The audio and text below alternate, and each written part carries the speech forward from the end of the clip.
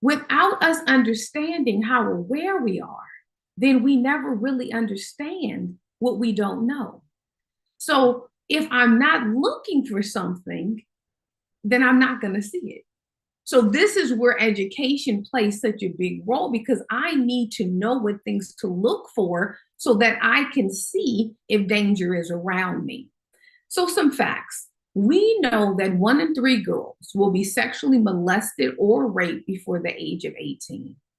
We know 1 in 4 boys, and some stats say 1 in 6, some stats say 1 in 10. I tend to fall more towards is much closer to girls than what we want to really admit because boys don't tell as often as girls, but boys are being afflicted in the same manner that girls are. I always speak of boys and girls, women and men equally because no one should be left out of this conversation. 49% of child rape and molestation is done in a broad daylight. And we think often of sleepovers, right? Let me just make sure my kid never sleeps anywhere. But if you have 50% almost happening in the middle of the day, then you have to have other protections than just sleeping over. Every 10 seconds, a child is raped or killed in the United States. These are numbers that we never really discuss. Nearly 1/3 of women in prostitution was pushed into the trade by family and friends.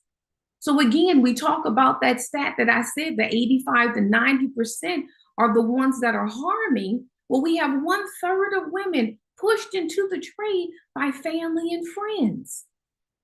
85% of those trafficked reported a history of child sexual abuse. 85%. So if we don't tackle child sexual abuse, then we are leaving out such a big root to where sex trafficking comes from. 70% report a history of incest. See, this is all familial things that are happening. 55% of trafficked victims are female.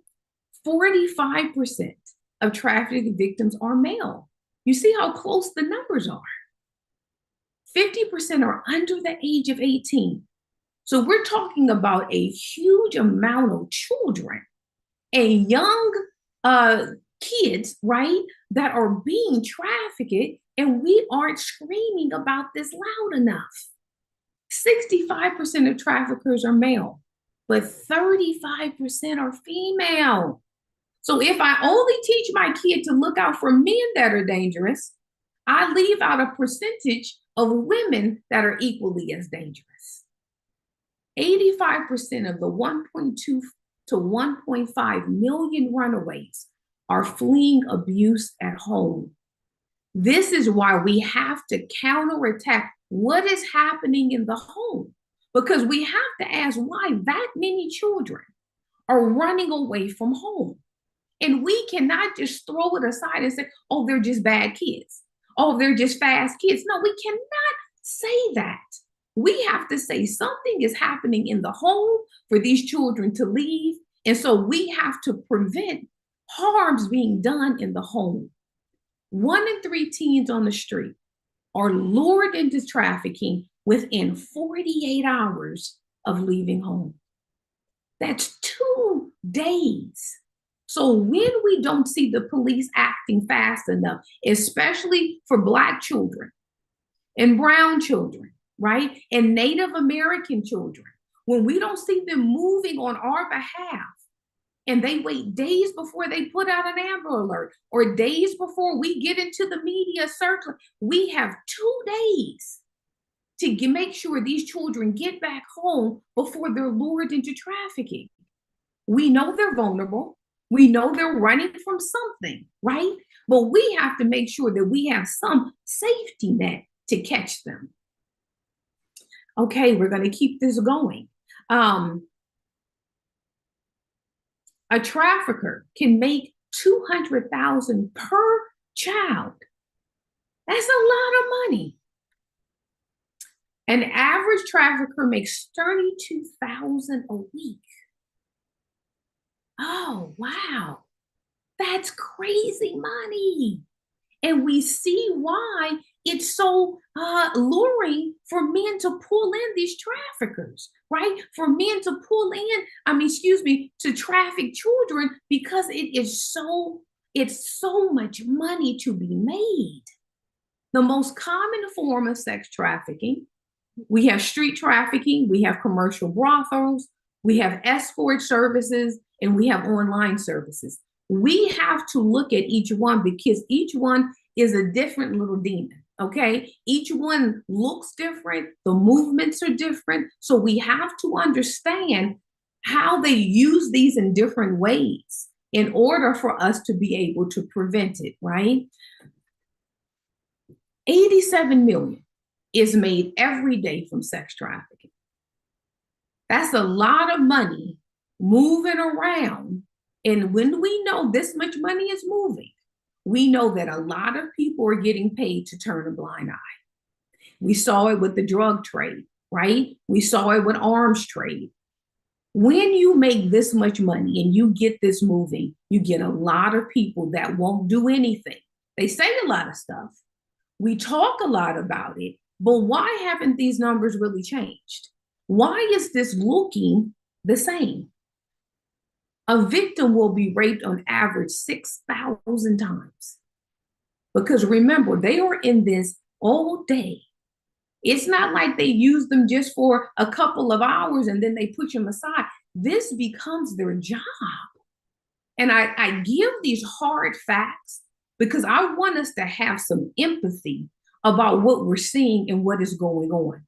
This is troubling stuff that is happening, and the victims need to be heard, and someone has to speak up for them because they cannot speak up for themselves. They have a life expectancy of only 3 to 7 years. So they're pushing them through and then they're getting rid of them. It is the reason why you have to connect a lot of missing people that are never found to trafficking, right? Because once they're gone and they're used up, they discard them. And we never hear from them again and we never see them again, and they're left. Because what we know is that the odds of being rescued is only 1 in 100. Only 1 in 100 are being saved, yet we have thousands upon thousands that are being trafficked. 2.2 million children are sold into the sex trade every year, and that is 4 children per minute globally. That's a lot of children. And we're not talking, remember our stats of our ages. We're talking about young children that are being thrown into this trade, and nobody's really coming for them. Nobody is really screaming and yelling about it. So we see 83% of sex trafficking victims in the US between 2008 and 2010 were US citizens. So if we just look at those that are overseas, right? We know the Philippines are huge for trafficking. We know other small countries, Cambodia, they are huge for trafficking, right? But there are 85% of them are US citizens. And we are not screaming about this. Oh. And this is something that a lot of people don't know, that US citizens, when they are found and run through the system, they get less aid than someone that is from another country. And that is appalling for us as an American citizen, that you get less aid and you get less help if you were a citizen versus someone from another country. It is the reason why so many nonprofits are the only people that are advocating and trying to help, because the government itself is not doing enough. Black juveniles account for 52% of prostitution arrests. And I hate when people say prostitution with children, because no child ever voluntarily becomes a prostitute, right? California did just pass a law that children cannot be considered prostitutes. I'm hoping other states come along, and some others may have come along as of now, but I know California has pushed that. But when we see 52% of our Black juveniles are the ones that are being arrested. What happens to them once they're arrested? They end up getting punished again for something that they are the victims of. And we discard them once again to get lured back into this game because nobody else is coming for them and no one else is trying to help them. There are 60 million survivors of child sexual abuse in America today. It is more people that are survivors of child sexual abuse than people that have cancer. But where are the slogans for these people? Where are the slogans for us to say, let's raise the alarm, let's scream and yell, let's put everything with them? But instead, we push everything out. This is massive. This is out. I mean, I cannot believe that in all the years that I've been doing this, nothing really has shifted and changed much. We talk more about it. It's not so much something that no one knows about, but the efforts to try to end it need to be louder and stronger, right? And the only way we make them louder and stronger is if we know the facts. If we know what we are combating. This is not a pretty subject. This is not something that looks good for our ears, right? It's not something that we want to have to digest. We want to push it away and say that's too heavy and that's too dark. And it is. But who's going to protect the children? Who's going to come to their aid if adults don't stand up? And every single good adult that is not harming children should stand up and wave a red flag and say, this has to end. 38% of women and 20% of men have been sexually abused during adolescence. That's not accounting for stuff that happens when they're smaller children. 60% of male survivors report at least one of their perpetrators to be female. And see, this is why I never leave women as being predators out of the conversation, because there's a lot of women that have preyed on boys, and boys have to suck it up and act as if they were not violated. And we give them this language of, you're going to be sexual at one time, all men want to have sex. No, boys don't want to be molested. Boys don't want to be raped by women either, just as much as girls don't. So we have to defend our boys as much as we defend our girls. The typical pedophile molests on average 117 children, and most of whom do not report the offense. It is believed that on one offense that gets reported, a pedophile generally has already violated over 100 children. If we think that pedophiles and predators are people that just happen to fall into this, it just happened, it's just a mistake, oh my goodness, they were drunk. In my seminar, I go through all the myths, right, of how it happened and how we've given them passes. Yet they continually abuse our children because that's who they are. And so if we don't know who they are, we don't know what to look for. The next one, only 7% of sexual assault leads to an arrest. That is from children to adults. 7%. And we wonder why people don't tell. And we wonder why people keep it quiet, because only 7% of them leads to arrest anyhow, and only 3% leads to prosecution. So you have over 90-something% of people that have been sexually abused, that have been raped, that have been harassed, that nobody speaks about. And we have the audacity to always question the victim as to why they didn't tell. Why didn't you come forward? Well, look at the stats. Because if I do come forward and I have to go through the berating of the police, I have to go through a trial, I have to go through everybody questioning me, and I don't even get anything out of it except being more exposed and more beat up, well, yeah, I'm going to figure this out on my own. And I want people to stand up if that's what they need to do. But I want the population to understand we have not made it a nice place for people to stand up and speak the harms that have been done to them.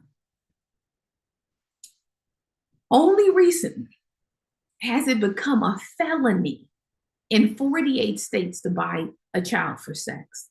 It was a misdemeanor, a slap on the wrist if you got found buying a child for sex. This is unbelievable. This is stuff we should not be okay with. When buyers are caught, they bargain their crimes down. Only 26% are sentenced to 0 days in jail. So they get caught, they get found out, no time in jail. Of the 85% that are sentenced to longer sentences, the sentence is often suspended. If we do not address the buyers and the demand, we never can deal with sex trafficking. We never can eliminate it. We talk about the people that are trafficked, but we rarely talk about the buyers.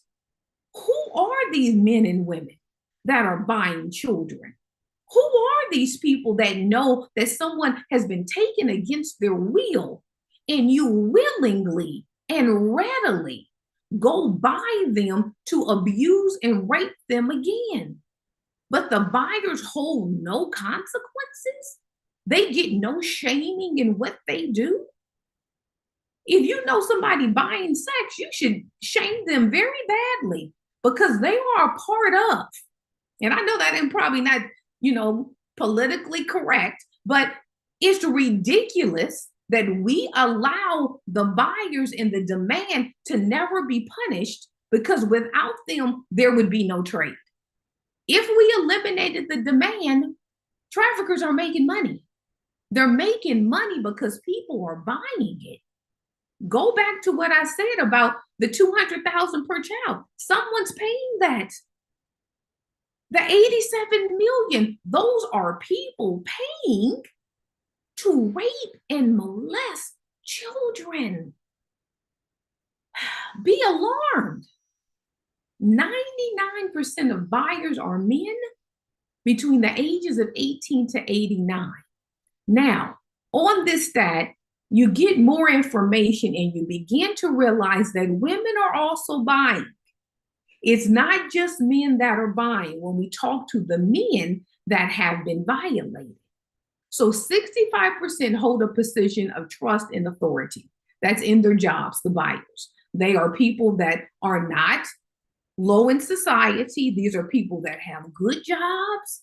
These are people that are educated. These are people that if you saw them walking around and if you knew them, you would never suspect that they're buying sex from folks.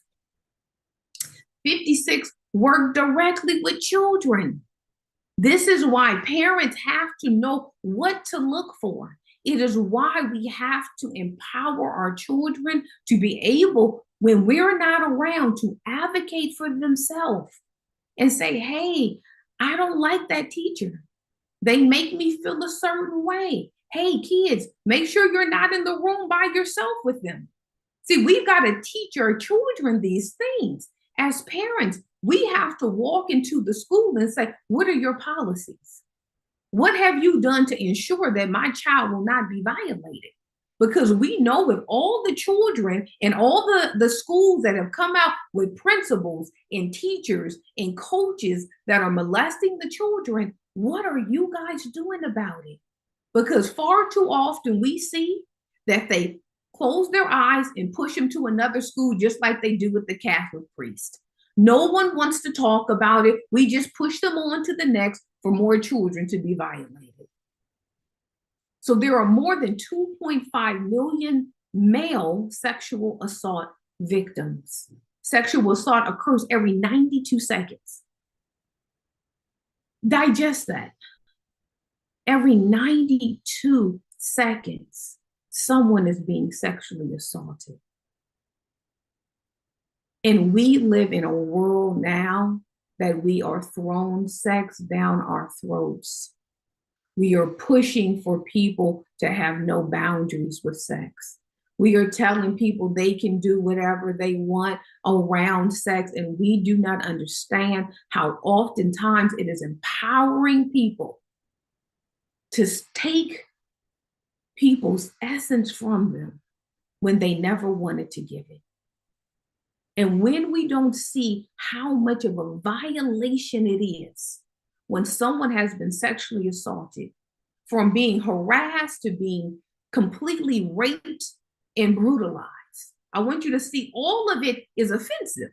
All of it is harmful, and all of it requires victims to have to try to overcome something that never should have happened to them.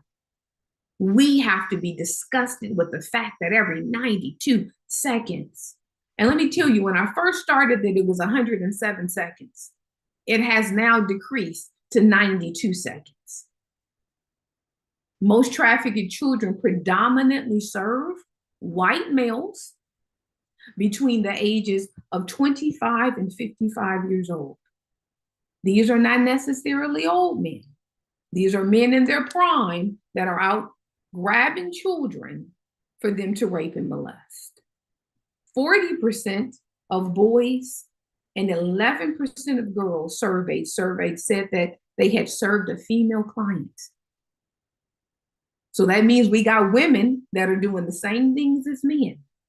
13% of boys exclusively serve female clients. So we know we have traffickers that only have their practice for females that are coming in and raping little boys.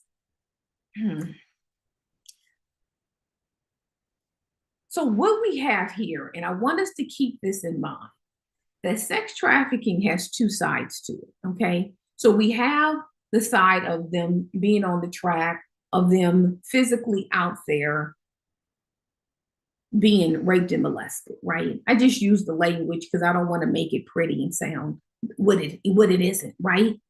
But then we have the other side where we have child pornography. And the pornography is being fueled through the trafficking. So if we don't understand the pornography side, we will concentrate on just one side and not look at both of them. Both of them have to be examined if we're going to be able to protect and prevent this from happening, okay? So when you think of someone kidnapping a child, right? And adults, because I don't want to leave them out of this either.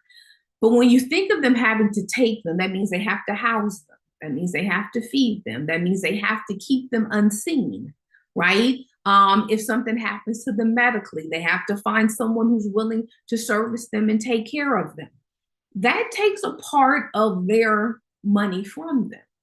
But when we look at this other side of pornography sometimes, and think about how comfortable everyone has become with like sexting, right? That's a new thing of everyone just sharing nudes all over the place. And it's kind of funny, and it's how people first talk to each other.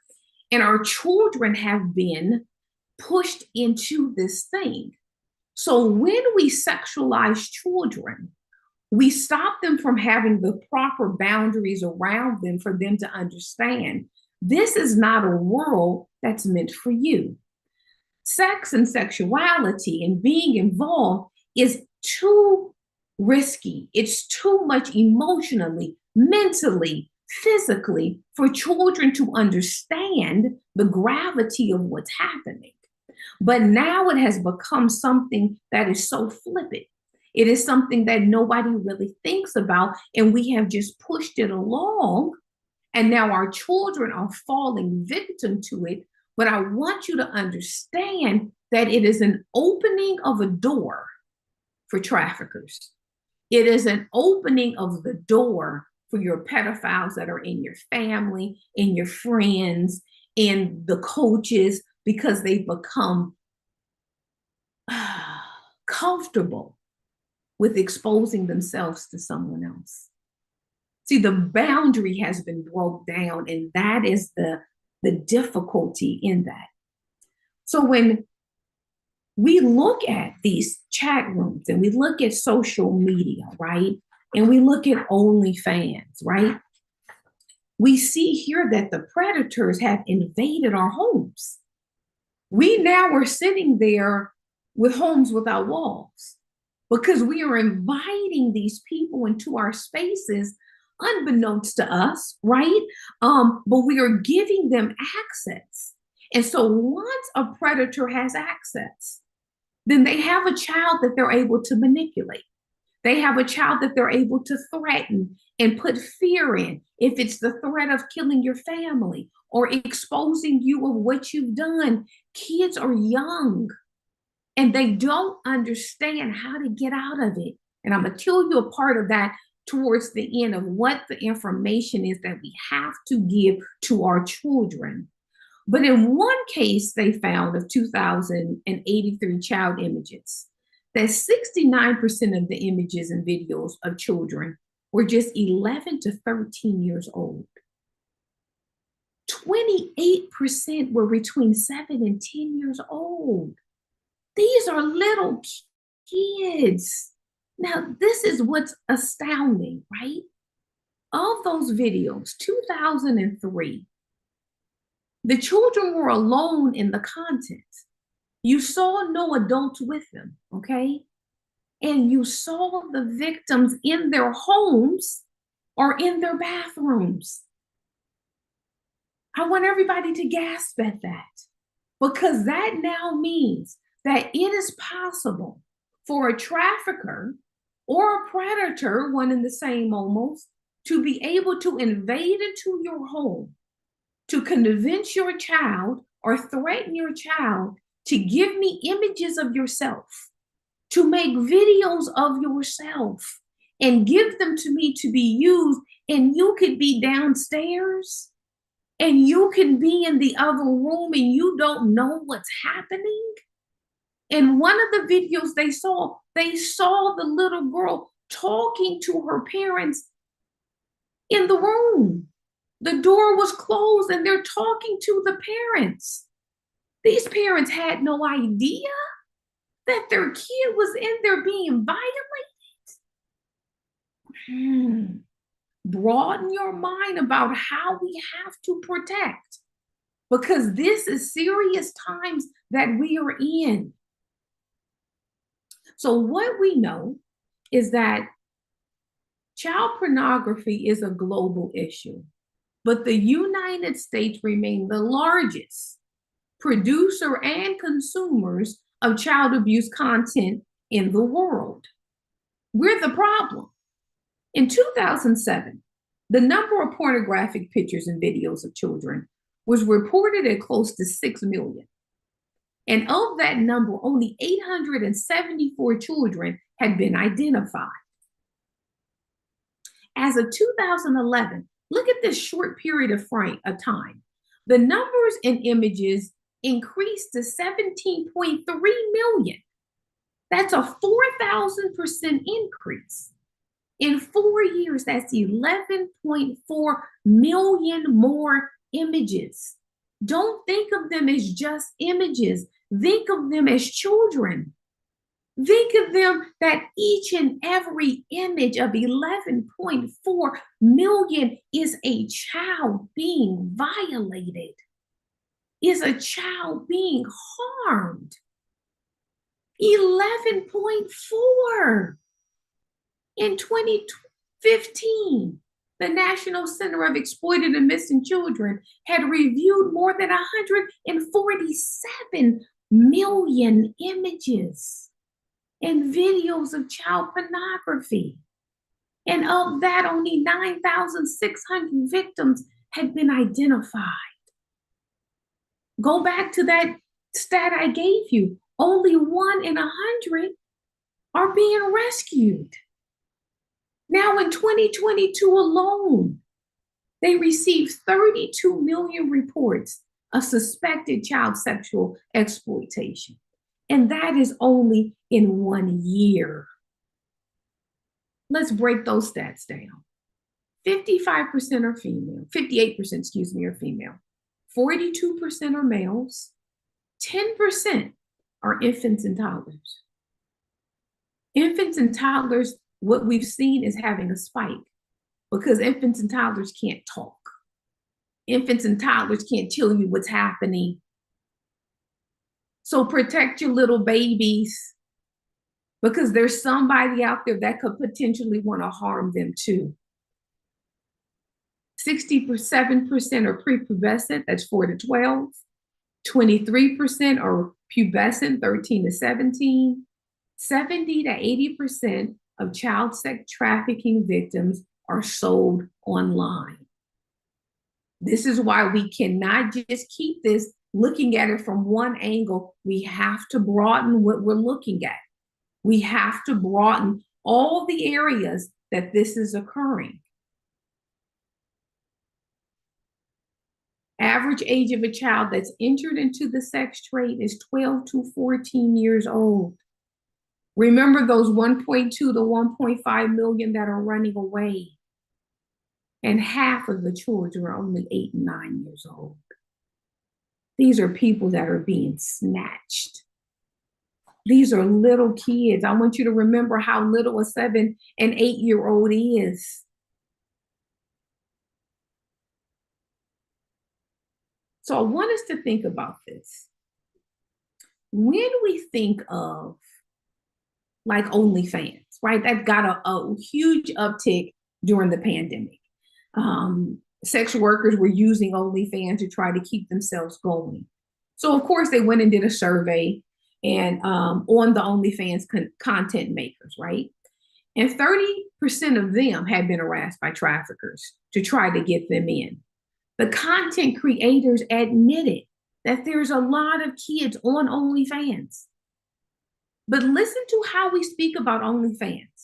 It's like, oh yeah, let me go run and do this to make some quick money. Let me use this in order for me to kind of bolster yourself. Sometimes it's said in jest, right? But we have normalized people selling themselves and we make it okay. What adults do is their business. But when this starts to infiltrate children, we should all be alarmed. So how does a trafficker use this? Most people between, 11 to 17 know about what's going on in society. They've heard of OnlyFans. Oh, you can make a lot of money, right? When we inundate our children with make money, and money is your way to success, and get it any way you want, and that's what's going to give you a happy life, then we have taught them that it's okay to do by any means necessary to get yourself in that position. Traffickers are using what we are not paying attention to lure our children in. And we have to be aware of that. We have to change our language. Our children are children, and we need to keep them as children instead of always putting them in this place as if they can make an adult decisions. So much of this that is being pushed in today's society is sexualizing children so that we can make it okay for people to have sex with children. And too many people don't see that and don't understand that this push, it has an agenda that has been a part of it since the 1940s. I don't have time to go into that, but I have a whole seminar from the invention of sexual freedom to how it looks now and why the aim has always been our children. And we need to be educated on these facts. So prevention must begin with the amount of access our children have to the internet. Parents need to have safety systems on their phones and on their gaming devices. We don't talk about gaming devices enough because a gaming device is just an open door because children are playing with strangers. And we're like, oh, it's just a game. But a lot of boys get predators in their DMs and in their inboxes because they're on games more than girls sometimes. So you got to look at your gaming systems and make sure you put protection on them as well. You got to teach your children, don't talk to strangers. But we are now in a day where our children are used to talking to strangers. They are used to letting everyone in on their world. Privacy and all of that is no longer a thing for the new generations that have come up on the internet and come up on social media. It is the thing to do. So how do I tell my kids it's not always safe to talk to someone you don't know? And sadly, sometimes the people you do know are letting our children into the game, because remember that 85 to 90%, remember that 40% of juveniles that also attack our children. We got to look at all of this. Like, man, being a parent is hard enough. And now we got to add in all these other things that we have to do to help protect our children. Apps are crazy.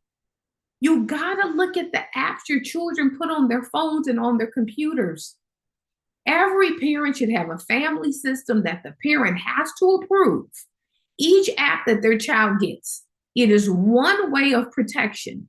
Say, for instance, the app called Omega. Terrible app, and no child should have it. Their tagline is talk to strangers. Come talk to strangers. You don't have to register for it. No one is tracking it.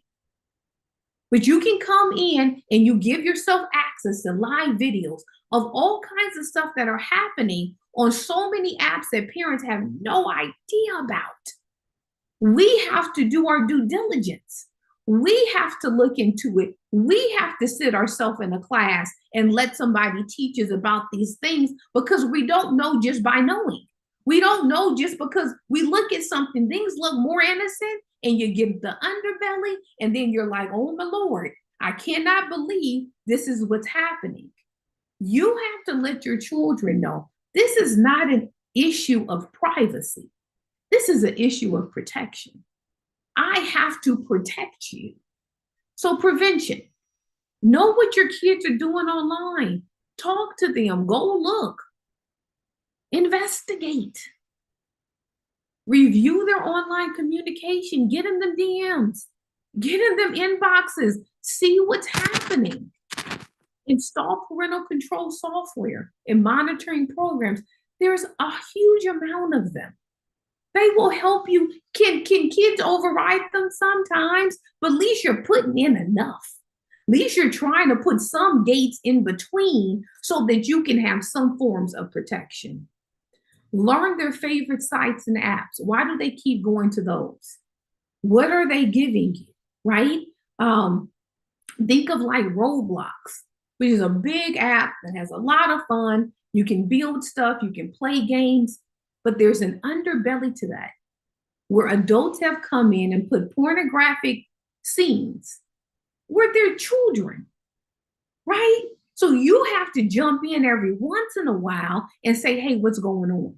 What did you see? What have you been exposed to? Know their passwords, do random checks, follow your kids on whatever social media you allow them on. The idea of I'm never giving my kid a phone, or they're never going to get on the internet. You can use that, but it's ill-advised. We cannot outdo what society has done. This is part of our world now. Your job is to teach them how to do it wisely. Your job is to teach them how to protect themselves in this place. Follow them, or have a trusted adult follow them, right? Trusted, really trusted, that will come back and tell you, hey, this is what's going on. This is what I see. And you do it in a nice way, right? But you have to keep eyes. Encourage your kids to confide in you. Now, this is the thing. A lot of times we'll be like, oh, my kid will tell me everything. But are they really? Because what we know is 75% of children that are sexually abused don't tell. And it's not that they don't tell because they don't trust their parent, or sometimes it's that, or anything. It's just hard to tell stuff. So you have to create the conversation as the parent. You don't wait for your kid to come and approach you. You approach the kid. You start talking to your kids about stuff when they're little. You start telling them to protect themselves when they're little, and to come to you no matter who they feel uncomfortable with.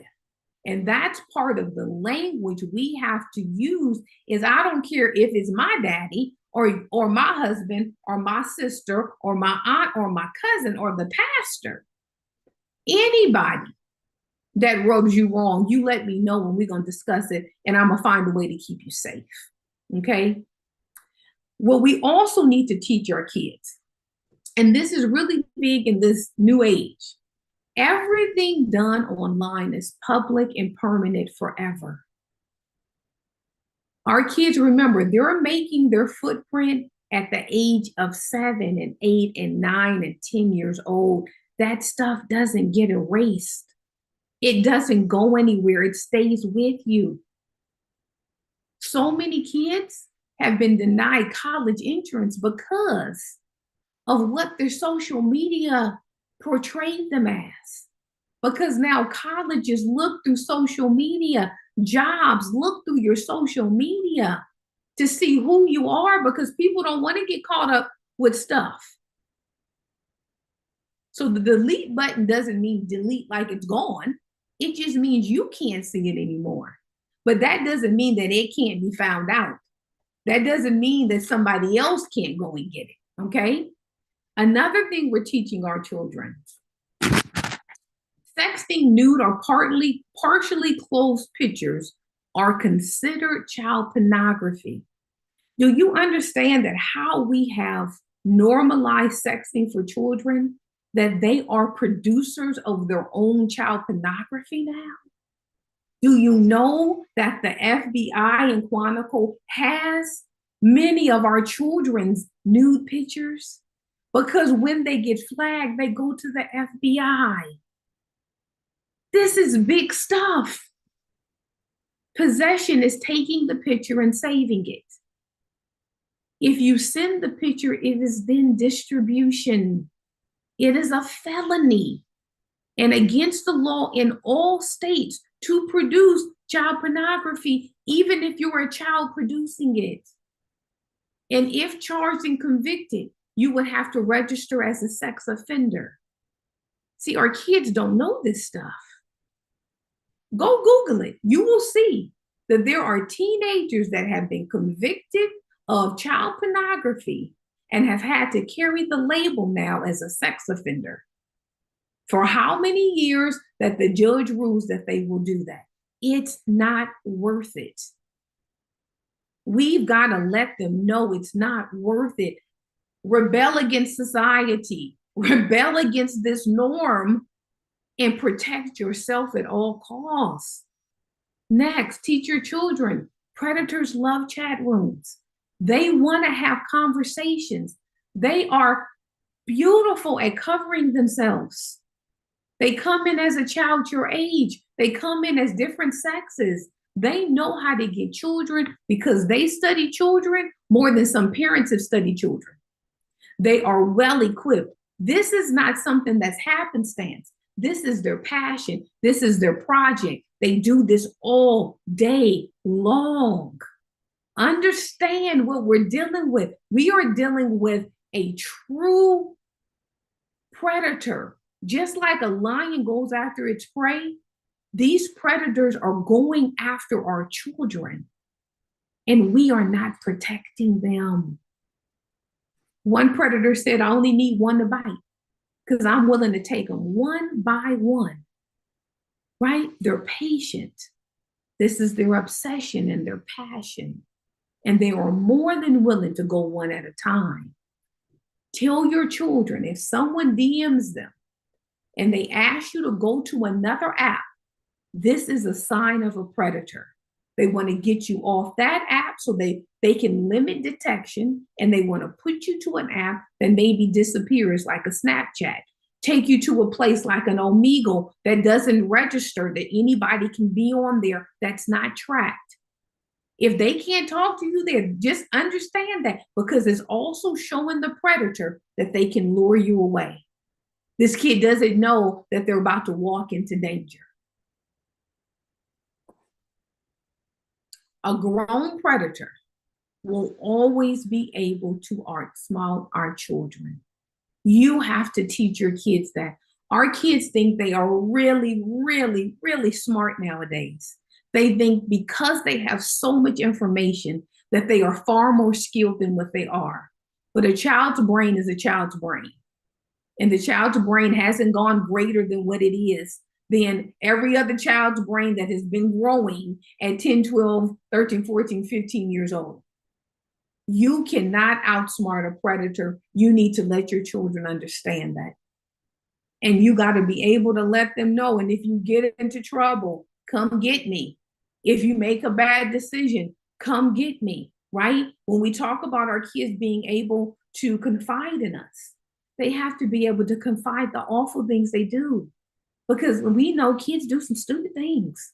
They can get themselves in a lot of danger. And they have to be able to say, my parent is not going to beat me down. My parent is not going to then make me have to carry the weight of a grown person harming me. We have to be able to give our children the right language. And lastly, until we really understand who predators are and what they do, they will always have the upper hand. It is why one of my seminars is dedicated just to who predators are, because we as a public do not understand their mind. We do not understand their proclivities. We do not understand the craftiness and the subtleness and how they move. One thing that I always tell my participants is public behavior does not equal private behavior. What you see people do out in public in front of you is not who they always are behind closed doors. So you have to keep your red flags up of saying, or a question mark, I should say, is this person really safe? Nice is not a character trait. Nice is a constructed way that we have agreed to how we act when we're in public, when we're in certain situations. Nice does not equal good character. Good deeds alone do not equal good character and integrity, because bad people do good deeds. Bad people do things to cover it so that they're not detected. No one only does awful behaviors. It is, why do you think we're always so fooled? We hear something about somebody, like, oh, but they were this, and that. Oh, they did all this good for society. You know, they were all of this, but they were also awful. You just didn't get to see it. You weren't who they were exposing their ugly to. They need to be able to fool the majority so that they can keep on with their evil proclivities. Predators are normal people. And I know people always shudder when I say this, but they are normal people. Most of them have some jobs. They're moving around in society. They can be in groups. They can be in your church. You see them at the grocery store. They are normal people by all measures with a proclivity towards their personal evil. Stop looking for the boogeyman, because these people don't look like the boogeyman most of the time.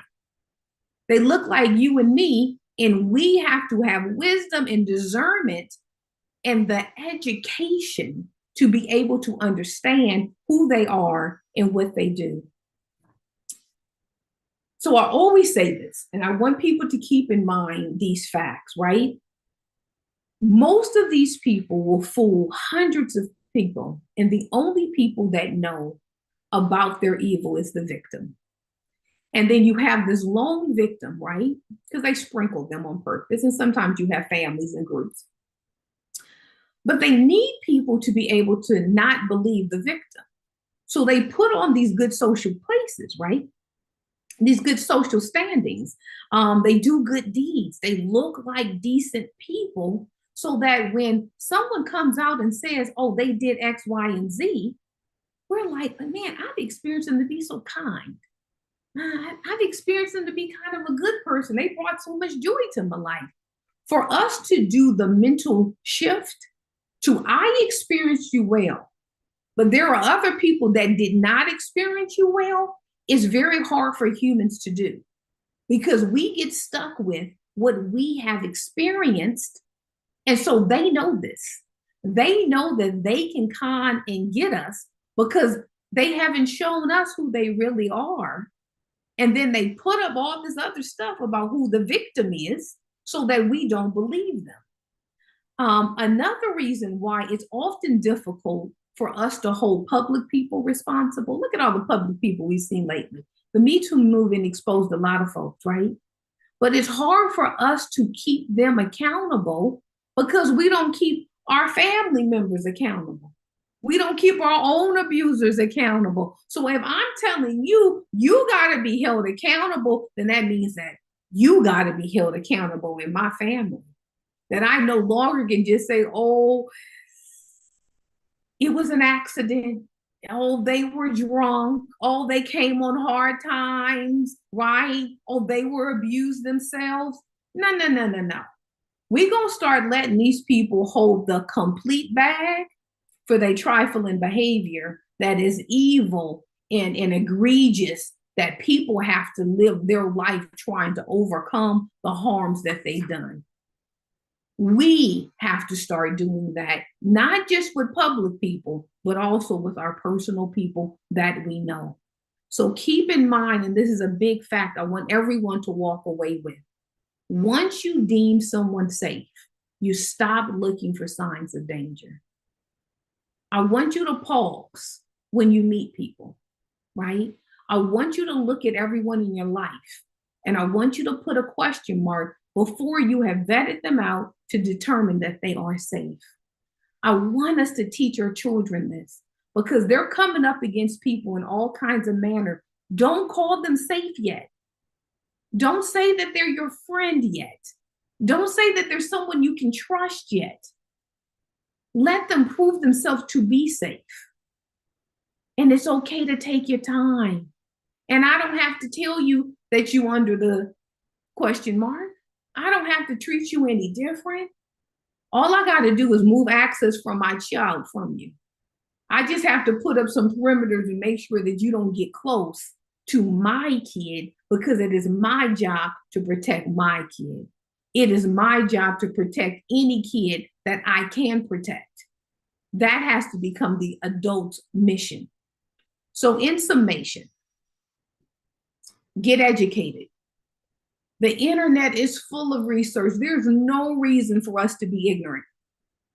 Ignorance is a choice. It does not have to be. There are many nonprofits and other people that have classes and seminars to teach you about it. I do them myself. And let me tell you, it is the hardest room to fill, because for some reason, parents don't want to know this. For some reason, we're like, oh, I don't really want to know that kind of stuff. That bothers me. Well, get just uncomfortable, right? Because it's also going to bother you if your child is violated.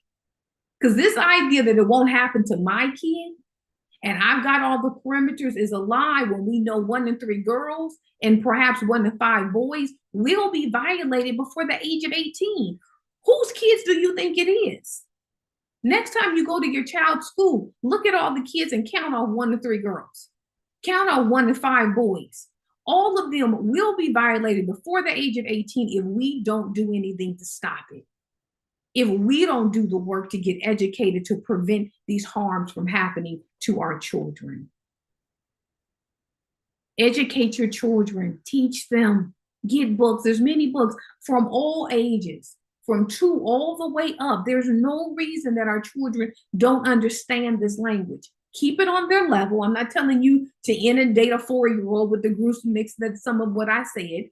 Keep it going, though. This is not a one-time conversation. This is a conversation that you have throughout your child's life. You keep talking about it. You keep adding information. You keep learning, right? You think your kids aren't listening, but they're listening. You are the voice. They may throw you off. They may say, Mom, I don't want to hear about that. Dad, that's too much. Talk. Let them know. Drop the seeds and then keep soiling it with all the information that you have and that you learn. We cannot get quiet on this, because these people are getting more clever. They're moving in different ways. And when we learn one way, they do a different one. We have to stay at the front of this. Don't be a hypocrite. And I know it's hard sometimes, but don't pray stuff that can later come back and harm your children. We are our children's protectors. Keep your personal stuff over there, but don't tell your kids all this stuff is okay. Don't make it okay for them to violate themselves. Don't make it okay for somebody else to violate them. Put up a standard, okay? And I know that's probably not politically correct at all, but put up a standard for our kids. Remember that 1.2 to 1.5 million that are running away. Why are they running? What is happening in our homes that we don't, as parents, want to take responsibility, that we are sometimes the harmers of our children? We've got to do better as parents. And it's okay for us to say, I didn't get it right, and to change the way we are acting. Just because you're an adult don't mean you got all the information and you know it all. Just because you're a parent doesn't mean that you know all of how to parent. Take a parenting class. It's very helpful.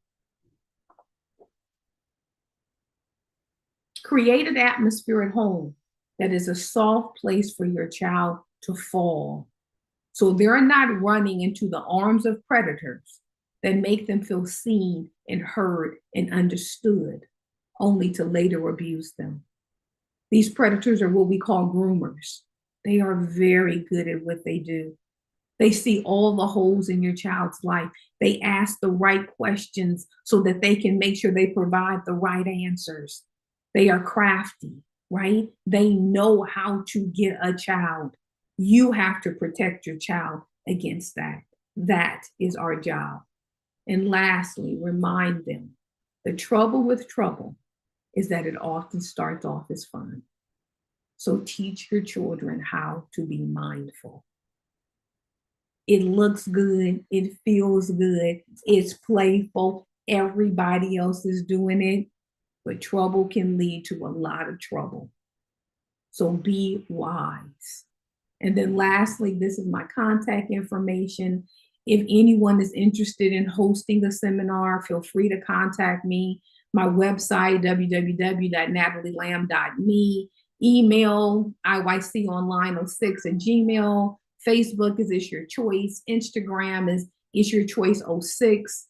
I'm a prevention educator, a life coach, a relationship coach, a parenting coach, a grief coach, and author of the Wisdom Chronicles. Go get yourself one. And then I'm also a speaker. And I hope that I gave you enough information in order for you just to be able to start the process of really protecting. Use these stats, tell them to other people. Let's teach each other as we go, and let us keep the children in mind. We have to protect our children. Thank you again, Edna, for your time. Thank you so much. I'm going to let that sit with the audience.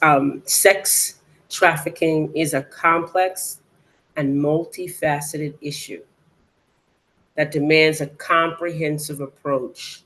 And Natalie Lamb, today in this workshop, has given us that approach and has given us the information to effectively create a strategy for prevention, intervention, and even for support. And I want to thank you today for that. Thank you so much. Thank you. Now, I have two questions that have come from the YouTube chat. And we'll just do that real quick. Hold on. Okay, one question. Well, here's the one person says, I think one of my friends at my job is being sex trafficked. I'm not really sure to know what the signs are, but she seems to be quiet and always by herself. And she always seems to say the same thing when I've asked her a question, is she okay? How do I know how to identify sex trafficking victims? So they are varied. And one of a good approach is for you to be able just to, if you write up a card or something, write down all the places she can go for help. Give her the information that she may need.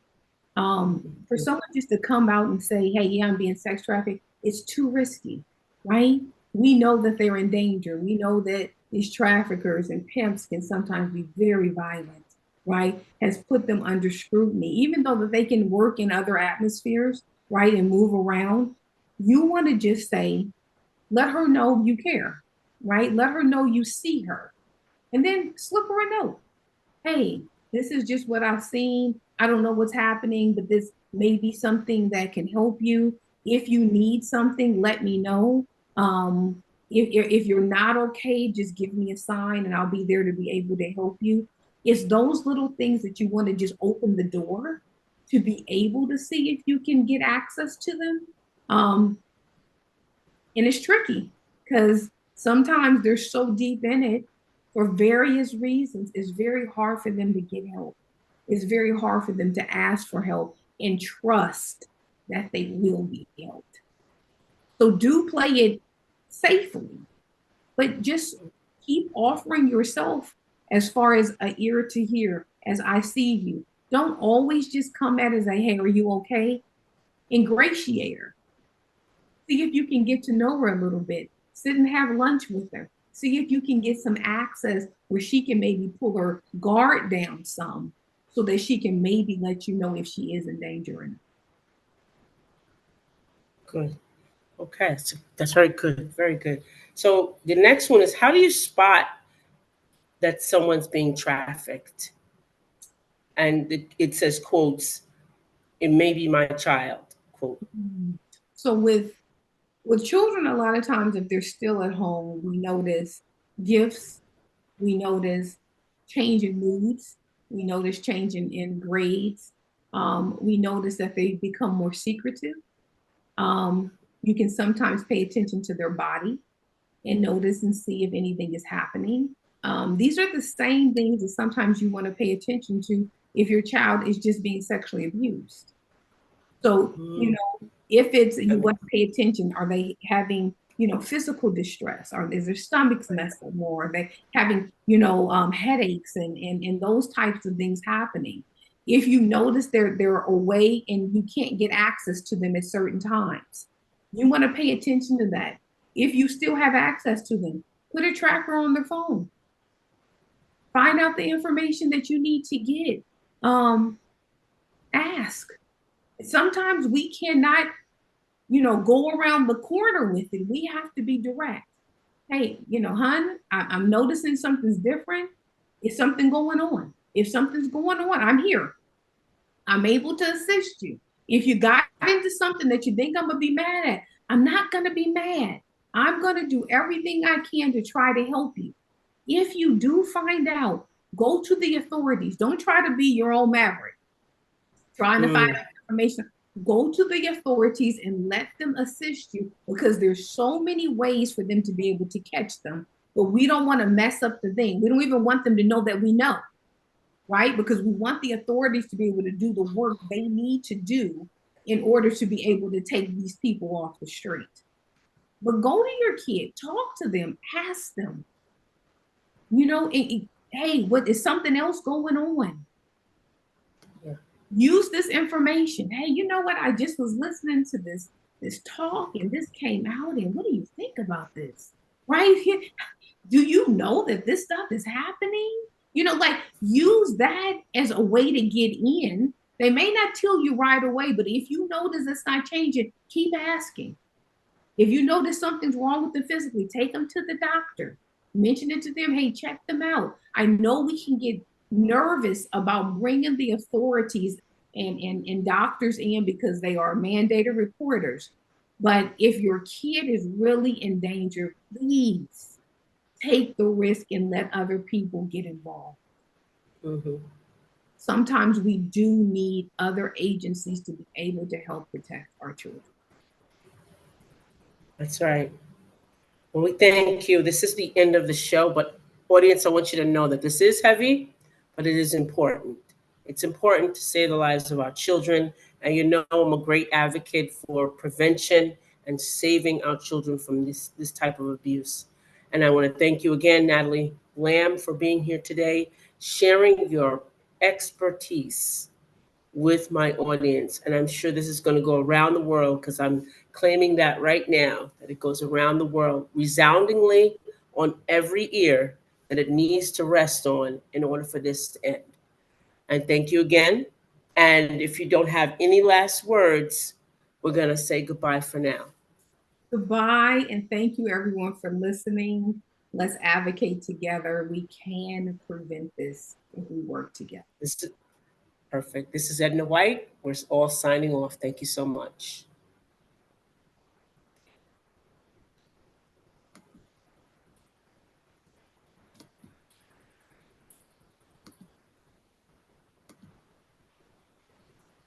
That was beautiful. It was meant for you. It was definitely meant for you. This Thank, was meant for you. It was thank definitely meant for you. I mean, it was heavy. There were a couple people that came in, and it was very heavy. You know, they stayed about 15 minutes, and another guy came in over here about 15 minutes. But it's very heavy, but it's important.